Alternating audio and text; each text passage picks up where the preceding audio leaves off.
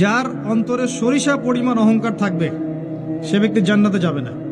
আর এই রিয়া এবং অহংকারের এক্সাম্পল প্রিয় নবী মুহাম্মদ সাল্লাল্লাহু আলাইহি ওয়াসাল্লাম এভাবে দিয়েছেন যে একটা অন্ধকার রাতে কালো পাথরের উপরে কালো পিঁপড়া যদি হেঁটে যায়, এটা যত সূক্ষ্ম, রিয়া এবং অহংকার ততই সূক্ষ্ম।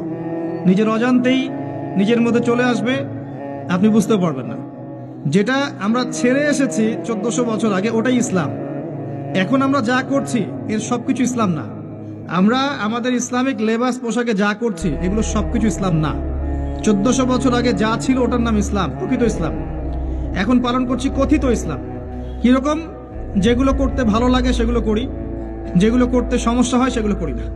আল্লাহ পাক সূরা বাকারার মধ্যে বলেছেন 85 এবং 86 নম্বর আয়াতে, বা'দা আউযু বিল্লাহি মিনাশ শাইতানির রাজিম আফাতুমিনুনা বিবা'দিল কিতাব ওয়া তাকফুরুনা বিবা'দ। তবে কি তোমরা আল কোরআনের কিছু অংশকে মানো আর কিছু অংশকে মানো না? আল্লাহর কিতাবের কিছু অংশকে মানো, কিছু অংশকে মানো না। ফামা জাযাউ মান ইয়াফআলু যালিক ইল্লা খিজিয়ুন ফিল হায়াতিদ দুনিয়া। যারা এমন কাজ করবে, আল্লাহর কিতাবের আল্লাহর বিধানের কিছু অংশকে মানবে, কিছু অংশকে মানবে না, তাদের জাযা বা প্রতিদান হচ্ছে এই দুনিয়াতেই আল্লাহ পাক তাদেরকে লাঞ্ছিত করে দিবেন। বলেন নাউযুবিল্লাহ। ওয়া ইয়াউমাল কিয়ামাহ ইউরাদ্দুনা ইলা আশাদ্দিল আযাব। আর কিয়ামতের মাঠে তাদেরকে সবচেয়ে মর্মান্তিক শাস্তি দেওয়া হবে।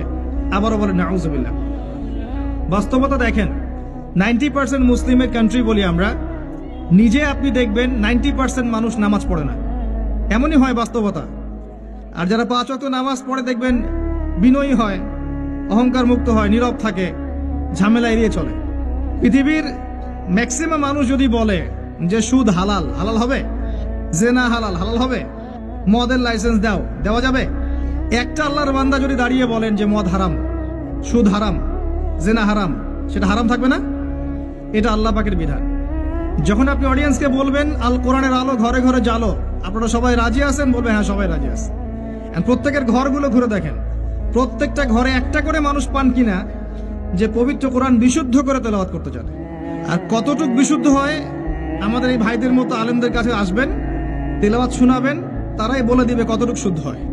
আমি আপনাকে বাস্তবতা আগে দেখাচ্ছি, মুসলিমদের করণীয়তে পড়ে যাচ্ছে। এবার আসেন, যারা কোরআন পড়া জানে বা যারা হাফেজে কোরআন হয়েছে বা যারা জীবনে অন্তত কোরআনটা বিশুদ্ধ করে তেলাওয়াত করা শিখেছেন, তাদের মধ্যে কত % মানুষ কোরআনের অর্থটা জানে?